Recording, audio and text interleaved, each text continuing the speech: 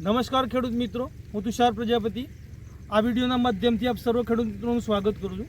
ખેડૂત મિત્રો, આપણે મગફળીના પાકની અંદર આજે ફિલ્ડ વિઝિટ માટે આવ્યા છે અને મગફળીનો પાક અત્યારે 70 થી 75 દિવસની સ્થિતિ આપણને જોવા મળી રહી છે। તો ખેડૂત મિત્રો, આવા સમયે જ્યારે મગફળી ફૂલ ગ્રોથની અંદર હોય છે ત્યારે આપણને સફેદ ફૂગનું નુકસાન જોવા મળતું હોય છે। તો આપણે આ વિડીયોના માધ્યમથી તમને બતાવીએ કે સફેદ ફૂગ કઈ રીતે નુકસાન કરતી હોય છે।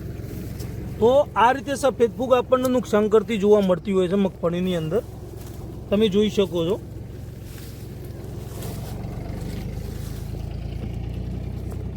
તો આ રીતે જ્યારે મગફળીની અંદર સફેદ ફૂગ નુકસાન કરતી હોય છે ખેડૂત મિત્રો, તો આને નિયંત્રણ કરવા માટે ટ્રાઇકોડર્મા વિરિડીનો તમે ઉપયોગ કરી શકો છો અથવા ટ્રાઇકોડર્મા હર્જિનિયમનો તમે ઉપયોગ કરી શકો છો।